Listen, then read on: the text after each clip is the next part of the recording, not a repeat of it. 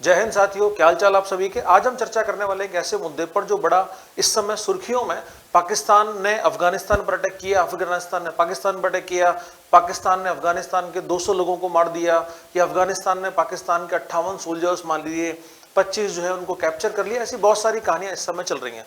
9 अक्टूबर 2025 का वो दिन रात के 10 बजे 9:50 के आसपास लगभग एक खबर आती है कि पाकिस्तान का अटैक हुआ अफगानिस्तान पर। अब कुछ लोग दिवाली मना रहे थे, अब पाकिस्तान में मना रहे थे, भारत में मना रहे थे। 2021 में कभी पाकिस्तान में दिवाली मनी थी कि अफगानिस्तान पर तालिबान का दोबारा कब्जा हुआ। 9 अक्टूबर के बाद फिर 11 अक्टूबर को जिस दिन अफगानिस्तान ने पाकिस्तान पर अटैक किया, उस दिन हमने दिवाली मनाई कि वाह, हमारे एक दोस्त अफगानिस्तान ने पाकिस्तान पर अटैक किया। तो ये कहानी जो है ना, इसको हम इतिहास के संदर्भ में, आज के संदर्भ में जो है वो समझने की कोशिश करते हैं कि पाकिस्तान अफगानिस्तान के जो कॉन्फ्लिक्ट है ये बेसिकली है क्या। पाकिस्तान के प्रधानमंत्री शहबाज शरीफ ने कहा कि हम किसी भी तरह झुकने वाले नहीं हैं, हम जवाब देंगे। दूसरी तरफ अफगानिस्तान के जो ऑफिशियल्स हैं, चाहे वो उनके विदेश मंत्री हों, आमिर अली मुत्तकी हों, या उनके जो राष्ट्रपति हैं हिब्बतुल्ला अखुनजदा, उन सब ने बहुत सारी बातें कही। तो वो सारी बातें जो है ना, वो इन दोनों कभी भाई रहे इन दोनों देशों के लिए बड़ी मुश्किल सी चुनौतियां लेकर के आई है। और क्या इसका असर दक्षिण एशिया की राजनीति पर पड़ेगा, तो सबसे पहले हम इसको समझने की कोशिश करते हैं कि बेसिकली ये मैटर है क्या, कहां से शुरू होता है। क्या ये लड़ाई सिर्फ 9 अक्टूबर की है, उसके पहले कुछ नहीं था, या 11 अक्टूबर से पहले कुछ नहीं था। तो 9 अक्टूबर 11 अक्टूबर 2025 की ये जो कहानी है, इसके हम थोड़ा सा पीछे की तरफ चलते हैं कि भारत में अफगानिस्तान के बीच में और पाकिस्तान के बीच में ये जो ट्रायंगल चल रहा है, कभी अफगानिस्तान पाकिस्तान दोस्त बन जाते हैं, वो दोनों भाई अपने आप को बोलते हैं, फिर अफगानिस्तान और भारत अपने आप को भाई कहना शुरू करते हैं। अभी रिसेंटली अफगानिस्तान के विदेश मंत्री की भारत में यात्रा हुई, बहुत सारी बातें हमने सुनी कहीं। तो उन्हीं सब मुद्दों पर आज हम चर्चा करते हैं। सबसे पहले जो उसमें समझने वाली बात यह है कि ये बेसिकली जो शुरू हुआ एयर स्ट्राइक, वो क्यों शुरू हुई। यानी यहां पर अफगानिस्तान और पाकिस्तान के बीच में एक ये जो लाइन है, जिस लाइन का नाम है डूरन लाइन, ये इस तरह से ये डूरन लाइन है इन दोनों ही देशों के बीच में, जो इस समय इन दोनों के लिए विवाद का कारण बनी हुई है। ये डूरन लाइन जो है ये नवंबर 1893 में खींची गई थी, उस समय के तत्कालीन भारत और अफगानिस्तान के बीच में, लेकिन अफगानिस्तान इसको कभी स्वीकार नहीं करता। हालांकि वियना कन्वेंशन ये कहता है कि जिन देशों के बीच में पहले कभी संधियां हुई, उनके जो सक्सेसर स्टेट्स हैं, यानी जो उनके उत्तराधिकारी राज्य हैं, उन पर वो अपने आप संधियां लागू हो जाती हैं। तो यानी ब्रिटिश भारत जो था, जिस जगह पर ब्रिटिश भारत था उस जगह पर आज पाकिस्तान है, और अफगानिस्तान तो है ही। तो अफगानिस्तान की उस समय की सरकार ने और ब्रिटिश भारत की सरकार ने जो संधि उस समय की थी 1893 में, वो आज के पाकिस्तान अफगानिस्तान पर लागू होती है वियना कन्वेंशन के हिसाब से। लेकिन समझने वाली बात यह है कि फिर ये दोनों देश उसको क्यों नहीं मानते। अगला जो उसमें मुद्दा है वो सबसे बड़ा ये निकल के आता है कि आखिर क्या वजह इनके बीच में है। तो ब्रिटिश इंडिया के उस काल में हम पीछे की तरफ चलते हैं जहां से इस मामले की शुरुआत होती है। अब यहां पर एक बहुत बड़ी चिंता जो उस समय ब्रिटिश भारत के लिए थी, वो ये थी कि रूस उस समय की बड़ी शक्ति था, और रूस लगातार दक्षिण एशिया की तरफ बढ़ रहा था। मध्य एशिया के देशों कजाकिस्तान, उज्बेकिस्तान, ताजिकिस्तान, तुर्कमेनिस्तान, इन सभी देशों को वो जीत चुका था, और अब उसकी जो स्ट्राइक है वो लगातार अफगानिस्तान और ईरान की तरफ जा रही थी। ईरान उस समय पर्शिया कहलाता था। अब ये क्यों आना चाहता था, उसके पीछे कारण था उसका हॉट वाटर पोर्ट्स या गर्म पानी के बंदरगाह तक पहुंचने की नीति। रूस के पास जमीन बहुत सारी है, लेकिन रूस की एक चिंता हमेशा बनी रही, वो चिंता ये थी कि उसके पास कोई पोर्ट्स नहीं थे। अब यानी उसके पास क्योंकि कोई ऐसा पोर्ट नहीं है जो 12 महीने खुला रहता हो, ये रूस की बड़ी चिंता थी। अब उस तरफ यानी प्रशांत महासागर की तरफ जापान के साथ उसकी दुश्मनी शुरू हो चुकी थी। इधर ईस्ट की तरफ जहां अटलांटिक महासागर की सीमाएं लगती हैं, वहां पर ब्रिटेन के साथ में उसकी दुश्मनी थी, तुर्की के साथ में उसकी दुश्मनी थी। तो उसके लिए बहुत मुश्किल चुनौती थी व्यापार करना। इस समय रूस के अंदर शुरू हो चुकी थी औद्योगिक क्रांति, उसको अपना आयात निर्यात करना था, तो उसको ऐसे बंदरगाह चाहिए थे जो 12 महीने खुले रहें। इसीलिए वो दक्षिण की तरफ अपना प्रसार करना शुरू करता है और मध्य एशिया को जीतने के बाद अफगानिस्तान पर बढ़ता है। अब अगर अफगानिस्तान पर रूस का कब्जा होता है तो ब्रिटिश भारत के लिए बड़ी चिंता का विषय था। इस समय ब्रिटिश भारत के जो गवर्नर्स थे, उन्होंने सोचा कि किसी तरह से अफगानिस्तान को बफर स्टेट बनाया जाए या अफगानिस्तान में कठपुतली सरकार बनाई जाए। इसीलिए उस समय ब्रिटिश भारत में 3 एंग्लो अफगान वॉर या आंग्ल अफगान युद्ध हुए, जिसमें पहला जो युद्ध था वो 1839 से लेकर 1842 तक हुआ। तो 1839 से 42 तक पहला आंग्ल अफगान युद्ध या एंग्लो अफगान वॉर हुआ, जिसमें ब्रिटिश सरकार की बहुत भयानक पराजय हुई। तो अफगानिस्तान ने अपने इतिहास के मुताबिक ब्रिटिश सरकार को, ब्रिटिश सेना को बुरी तरह से पराजित किया। पराजित होने के बाद वहां से वो भागे। इसके बाद फिर युद्ध शुरू होता है लॉर्ड लिटन के टाइम में, जो चला 1879-80 में। तो 1879-80 में फिर युद्ध हुआ, जिसमें कि इस बार अफगानिस्तान की हार हुई। अफगानिस्तान की हार हुई और दोनों देशों के बीच में, यानी ब्रिटिश भारत और अफगानिस्तान के बीच में एक संधि हुई 1880 में, जिसका नाम था गंडमक की संधि। इस संधि से यह तय किया जाना था कि किस तरह से अफगानिस्तान और तत्कालीन ब्रिटिश भारत के मध्य एक सीमा विभाजित हो। तो वो जो सीमा विभाजित करने की बात आती है, वो यही सीमा है जिसको हम लोग अभी डूरंड लाइन के नाम से जानते हैं। तो ये कहानी थी 18 नवंबर 1893 की। तो इस दिन यानी कि 18 नवंबर 1893 को ब्रिटिश भारत और अफगानिस्तान के मध्य एक सीमा खींची गई, जिसका जो समिति के अध्यक्ष थे वो एक ब्रिटिश आईसीएस अधिकारी थे, जिनका नाम था सर मॉर्टिमर व्हीलर। तो सर मॉर्टिमर व्हीलर की अध्यक्षता में बनी एक समिति ने ये लाइन खींची, जिसका नाम डूरंड लाइन पड़ा। अफगानिस्तान में लोग उसको दुर्रानी लाइन भी बोलते हैं, बाकी दुनिया में, भारत में इसको डूरंड लाइन के नाम से जाना जाता है। अब ये जो संधि हुई थी, इस संधि ने भारत और अफगानिस्तान के बीच में लाइन तो खींची, लेकिन ये लाइन जो है ना, वो पूरी तरह से अजीब तरह की थी। अजीब तरह की क्यों थी? क्योंकि ऐसा माना जाता है कि इस समय ये जो सिंधु नदी थी, तो ये मैंने ब्लू कलर से जो बनाई, ये सिंधु नदी है। पहले अफगानिस्तान का विस्तार यहां तक था। हमने पढ़ा है चंद्रगुप्त मौर्य ने जब सेल्यूकस को हराया था, जो कि यूनानी आक्रांता था, उस समय सेल्यूकस का अधिकार इस भाग में था।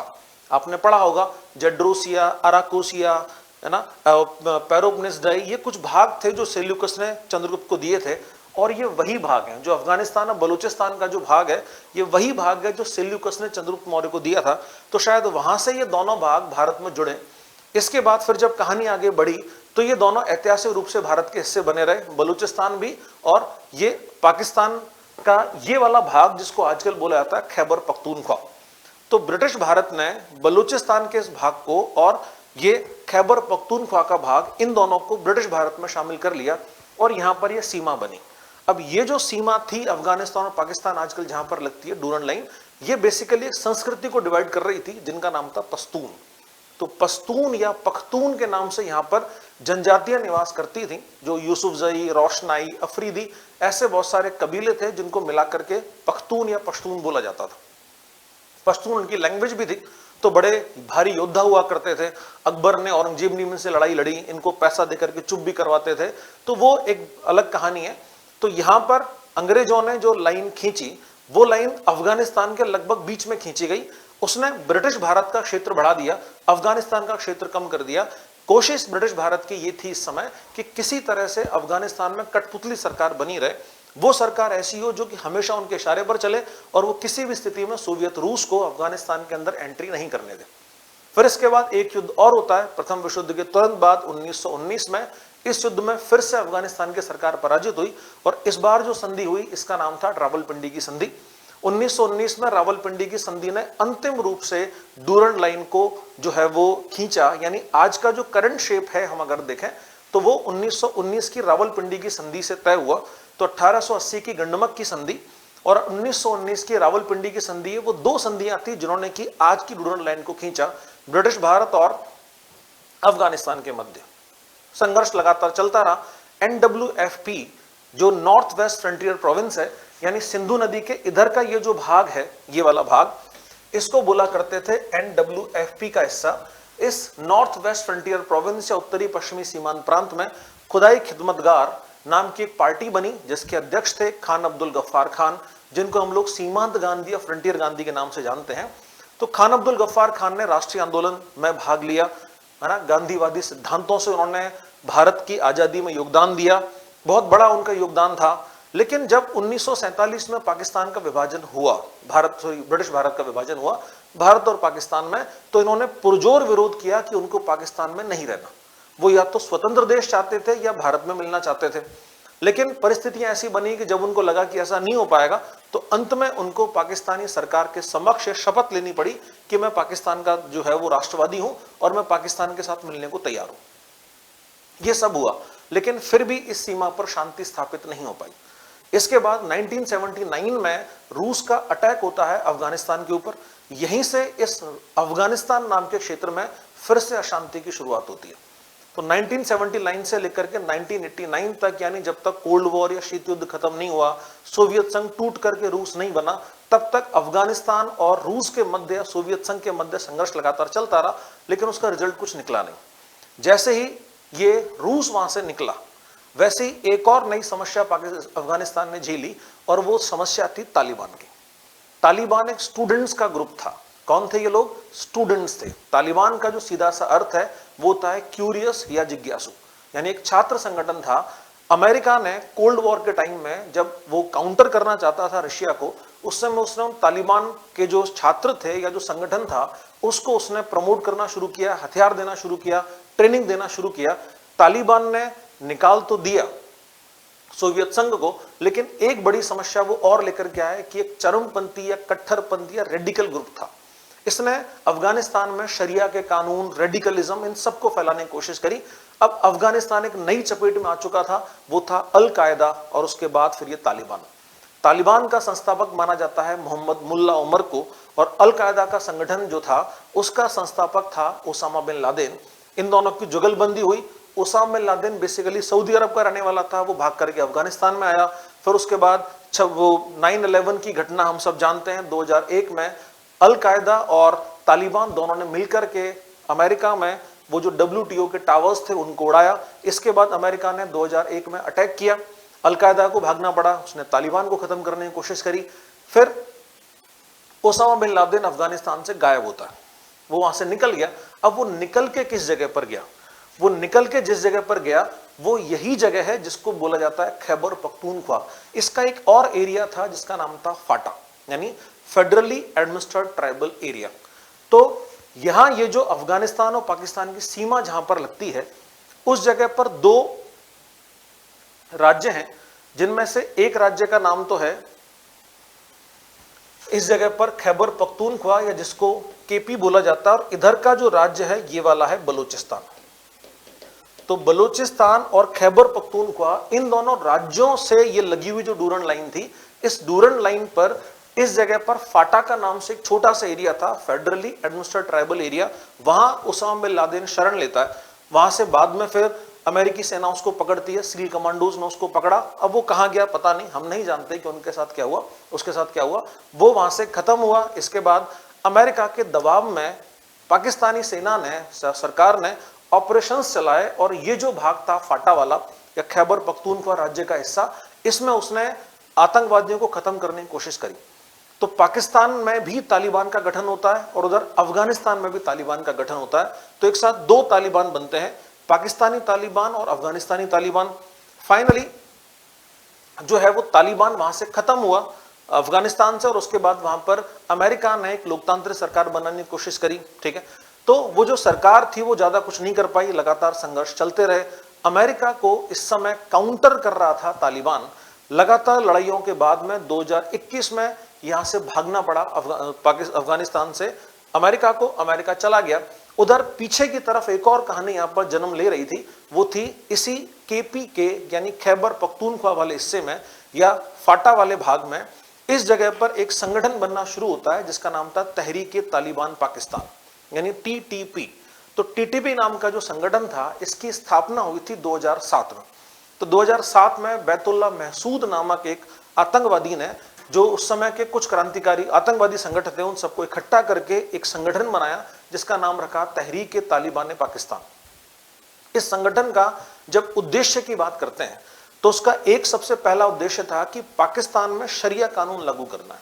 अब मेरे हिसाब से पाकिस्तान में ऑलरेडी शरिया कानून है, और क्या शरिया कानून लागू करना चाहते हैं भाई? उन्होंने इच्छा जताई कि हम पाकिस्तान में शरिया कानून लागू करना चाहते हैं। इसके बाद उनका एक्सटेंशन था कि वो कश्मीर में और उसके बाद फिर भारत में शरिया कानून लागू करेंगे, यानी भारत में जो कट्टरपंथी संगठन है उनको सहयोग किया जाएगा, आतंकवादी संगठन को सहयोग किया जाएगा। इस उद्देश्य से ये TTP बना। अब ये जो TTP है ये अपने आतंकवादी गतिविधियों को अंजाम देना शुरू करता है। इनमें से एक सबसे विभत्स घटना थी जिसका शायद दुनिया का हर व्यक्ति उसकी मजम्मत करता है, उसकी भत्सना करता है, वो था 2014 में पेशावर में एक स्कूल में 126 मासूम स्कूली बच्चों को गोली मारना, यानी सिर के बीचों बीच में गोली मारी गई, 126 बच्चे उसमें मारे गए। 6 आतंकवादी थे इस टीटीपी के, उन्होंने जिम्मेदारी ली थी बाद में। उसके बाद एक बड़ा गाना फेमस हुआ था कि बड़ा जो है वो अपने आप को दुश्मन समझता है, जो बच्चों से डरता है। तो ये गाना आपको इंटरनेट पे मिल जाएगा, बहुत फेमस गाना था, बहुत दर्द था उसमें बच्चों का कि हम पढ़ना चाहते हैं, हम शिक्षा लेना चाहते हैं और हमें पढ़ने से रोका जा रहा है। तो ये इस तरह का कट्टरपंथी संगठन टीटीपी बना। अब भारत में एक और चुनौती सामने आती है कि भारत में भी इस समय आतंकवादी संगठन लगातार बढ़ ही रहे हैं, पाकिस्तान में भी आतंकवादी संगठन बढ़ रहे हैं और उधर अफगानिस्तान में तालिबान की सरकार बन चुकी है। अब तालिबान की सरकार को समर्थन देना है नहीं देना है भारत की डिप्लोमेसी का पार्ट है, लेकिन अभी फिलहाल भारत ने अफगानिस्तानी सरकार को समर्थन देने की बात की है, उनको रिकॉग्निशन देना चाहते हैं। काबुल में हमने अपना एम्बेसी खोलने की बात की। तो अभी जो अफगानिस्तान के विदेश मंत्री जिनका नाम आमिर खान मुत्तकी था वो भारत आए, बहुत अच्छी उन्होंने बातें की। तो अभी जो रिसेंट अगर दोनों के बीच में कॉन्फ्लिक्ट्स है वो समझ के थोड़ा सा परे चला जाता है। उसके पीछे रीजन ये कि दोनों वो देश हैं जो अपने आप को भाई भाई कहा करते थे, इस्लामिक वर्ल्ड में दोनों अपनी पहचान बनाना चाहते थे, दोनों शरिया के हिसाब से चलना चाहते थे। फिर ऐसी कौन सी परिस्थितियां बनी जिनकी वजह से आज ये दोनों दुश्मन बने? तो अगर इन दोनों के विवाद के कारणों की चर्चा करें तो सबसे पहला कारण तो उसका यही तहरीक तालिबान पाकिस्तान है। तहरीक तालिबान पाकिस्तान ने इस समय अफगानिस्तान और पाकिस्तान का ये जो बॉर्डर है, डूरन लाइन, इस पर क्रॉस बॉर्डर टेररिज्म बहुत तेजी से फैला रखा है, जिसमें स्मगलिंग बहुत ज्यादा हो रही है। उसके अलावा जगह जगह पर स्ट्रीट फाइटिंग्स होती हैं, एयर स्ट्राइक्स होती हैं, किडनैपिंग बहुत ज्यादा हो रही है, ठीक है, सुसाइड बॉम्बर्स यहाँ पर लगातार घूम रहे हैं और हर दिन कोई ना कोई आतंकवादी घटना यहाँ पर होती है। तो सबसे बड़ा कारण तो बनता है टीटीपी, दोनों के बीच में कॉन्फ्लिक्ट का। दूसरा बड़ा जो कारण निकल के आता है वो कारण है इस समय अफगानिस्तान और पाकिस्तान की सीमा पर पाकिस्तान में लगभग 20 लाख के आसपास शरणार्थी रह रहे हैं, जो उस समय वहां से भागे थे जब 2021 में अफगानिस्तान पर तालिबान ने दोबारा कब्जा किया था। अब इनको डर है कि जब लोकतांत्रिक सरकार थी उस समय जिस तरह से वो लोग रहे थे उस तरह से शायद उनको रहने का मौका नहीं मिलेगा। वहां पर कुछ लिबरल जो पार्टीज थी वो बनी थी, वहां पर विकास की बातें हो रही थी, भारत ने बहुत सारे इन्वेस्टमेंट उस समय किया था, लेकिन वहां से जो एजुकेशन एक्टिविस्ट थे वो लोग वहां से भागे हैं। उनमें से कुछ वुमेन एक्टिविस्ट भी हैं जिन्होंने कि महिलाओं के अधिकारों को सुरक्षा के लिए मांग की थी, लेकिन अब जब 2021 में तालिबान आया तो उनको वहां से भागना पड़ा, क्योंकि अब अगर वो वहां पर रहते हैं तो उनके जान को खतरा है। इनमें से एक नाम आ रहा है, वो नाम है हुमैरा आलिम का। तो हुमैरा आलिम की नामक एक वुमेन एक्टिविस्ट हैं, एजुकेशनिस्ट हैं, जिन्होंने कि महिला शिक्षा का समर्थन किया। अब हुमैरा आलिम जो है वो रहती है पाकिस्तान में, शरणार्थी हैं। अब पाकिस्तान इन सारे असाइलम सीकर्स को डिपोर्ट करना चाहता है। अब 20 लाख, क्योंकि उसके वो पहले ही गरीब देश है, उसके पास पहले ही कंगला है, तो ऐसी कंडीशन में वो 20 लाख लोगों को नहीं खिला पिला सकता। अफगानिस्तान के ये जो लोग यहाँ पर रह रहे हैं, ये लोग अपने आप को असाइलम सीकर्स बोल रहे हैं कि उनको शरणार्थी बनना है। दूसरी तरफ पाकिस्तान सरकार कहती है कि ये हमसे चाहते हैं कि हम उनको 60 साल तक खाना खिलाएं, हमारे बस की नहीं, हमारे पास खुद के पास ही हम कहां से खिलाएं भाई। तो अफगानिस्तान मना कर रहा है, वो कह रहा है कि वो उनको डिपोर्ट करेगा। अब इन लोग ये कहना है कि हम अगर डिपोर्ट होंगे तो हमारी जान को खतरा है, हम वहां पर नहीं बचेंगे। लेकिन दोनों के बीच में संगठन जो है ना, ये इनको मजबूत जो कर रहे हैं वो यही है कि इनको डिपोर्ट किया जाए। अफगानिस्तान वाले कहते हैं हम इनको लेने को तैयार नहीं है, तो इनके बीच में यहाँ डिस्प्यूट आता है। अगला डिस्प्यूट है, अफगानिस्तान की दोस्ती बढ़ रही है चीन की तरफ और दूसरी तरफ भारत की तरफ। तो अफगानिस्तान एक साथ चीन और भारत दोनों को साधने की कोशिश कर रहा है। भारत की डिप्लोमेसी कभी बैड तालिबान की थी, भारत क्लियरली कहता था कि बैड तालिबान है, हम इसका समर्थन नहीं करते। कुछ दिन बाद पॉलिसी बनी कि नहीं जी, गुड तालिबान और बैड तालिबान दोनों को अलग अलग करो, कि भाई ये वाला गुड तालिबान है, ये वाला बैड तालिबान है। तो पाकिस्तान हमारे लिए बैड तालिबान है, अफगानिस्तान हमारे लिए गुड तालिबान है। अब नई बात शुरू आई और वो बात ये है कि नहीं जी, हमारा दोस्त तालिबान है। तो हम पाकिस्तान को तो खैर खराब मान ही रहे, लेकिन पाकिस्तान के दुश्मन अफगानिस्तान को अपना दोस्त बनाने के चक्कर में घूम रहे हैं। लेकिन हम ये बात भूल जाते हैं कि ये वही तालिबान है जिसकी स्ट्रेटजी का हिस्सा है कि वो आगे पाकिस्तान में शरिया कानून लागू करने के बाद भारत में भी उसी तरह की अस्थिरता, उसी तरह का तनाव और उसी तरह का जो है वो विध्वंस फैलाएगा। तो शायद हमें इंतजार करना पड़ेगा कि जब वो पाकिस्तान को पूरी तरह कब्जे में ले लेंगे, उसके बाद उनका अगला निशाना भारत होने वाला है। अगला जो कारण है इनके बीच में डिस्प्यूट का, वो है कि पाकिस्तान के खिलाफ अफगानिस्तान में एक बहुत बड़ा माहौल बना हुआ है। वो माहौल जो है वो एंटी पाकिस्तान माहौल है, जो बार बार ये कहता है कि पाकिस्तान उनका दुश्मन है। अब वो चाहे क्रिकेट मैच रहा हो या वो कोई डिप्लोमेसी वाला मैटर रहा हो, हर जगह पर अफगानिस्तान हमेशा पाकिस्तान के खिलाफ बोलता है। कभी दोनों दोस्त थे, पाकिस्तानी हथियारों की मदद से ही तालिबान ने अमेरिकन फोर्सेस को, आर्म्ड फोर्सेस को यहां से बाहर निकाला, नेटो की फोर्सेस को बाहर निकाला, कभी अमेरिकी जो हथियार थे उनकी मदद से सोवियत फोर्सेस को बाहर निकाला। तो ये नेशनल इंटरेस्ट हमेशा हावी होते रहे फॉरेन पॉलिसी पर, ठीक है। अब इसमें एक और बड़ी चिंता जो है वो 2640 किलोमीटर की ये जो डूरन लाइन है, इसको किस तरह से सुरक्षित रखा जाए, किस तरह से इसको स्थिरता दी जाए, क्योंकि बलूचिस्तान में ऑलरेडी अशांति है पाकिस्तान के, तो बलूचिस्तान में भी अशांति है और इधर खैबर पख्तूनख्वा में भी अशांति है। तो दोनों ही राज्य अगर अशांत रहते हैं तो उसके लिए पाकिस्तान के सामने एक बड़ा चैलेंज होगा कि किस तरह से वो इन दोनों को शांत रखे, ठीक है। तो अब इसके बाद भारत के सामने जो चुनौती आने वाली है, अगर इसमें हम समझने की कोशिश करें तो ये पूरा इस्लामिक वर्ल्ड है, यानी यहां पर Afghanistan, Pakistan, Iran, Iraq, Turkey, Syria, Jordan, Lebanon, Kuwait, Bahrain, Saudi Arab, इसके अलावा यमन, ओमान, यूएई, फिर ये लीबिया, मिस्र, सूडान, ये इतना बड़ा इस्लामिक वर्ल्ड जो है, इस इस्लामिक वर्ल्ड में हर कोई अपने आप को नेता समझता है। उन नेताओं में जो बड़े नेता हैं उनमें एक तो है ईरान और दूसरा है ये सऊदी अरेबिया। अभी कुछ समय पहले खबर आई थी कि पाकिस्तान ने सऊदी अरेबिया के साथ वो डील की थी। वो डील जो थी ना, वो एक दूसरे की सिक्योरिटी के लिए थी, यानी अगर कोई देश पाकिस्तान पर अटैक करे या कोई देश सऊदी अरब पर अटैक करे तो वो एक दूसरे पर अटैक माना जाएगा। लेकिन जब अफगानिस्तान ने पाकिस्तान पर अटैक किया तो सऊदी अरब ने कुछ नहीं बोला। तो यहां पर जो चुनौती है ना वो ये है कि हर कोई अपने अपने दुखों में दुखी है, वो किसी दूसरे के फटे में पैर नहीं देगा। तो यहां पर इस्लामिक वर्ल्ड आपस में जब उलझ रहा है तो उसका क्या किया जाए। अब ईरान जो है, ईरान की और सऊदी अरब की दोनों की आपस में नहीं बनती, शिया सुन्नी वाला चक्कर हो सकता है, अरेबिया पर्शिया वाला चक्कर हो सकता है, दोनों अपने आप को सुपर पावर मानते हैं। दूसरा, ईरान में एंटी अमेरिकन सेंटीमेंट्स हैं, जबकि सऊदी अरेबिया पूरी तरह से अमेरिकन सपोर्टर है। तो ये दोनों के बीच में कॉन्फ्लिक्ट्स के बहुत सारे रीजंस हो सकते हैं। तो इस्लामिक वर्ल्ड के बाद अब जो चुनौती है वो साउथ एशिया में। इस समय साउथ एशिया में भयंकर अस्थिरता का माहौल है, हम जानते हैं इस बात को।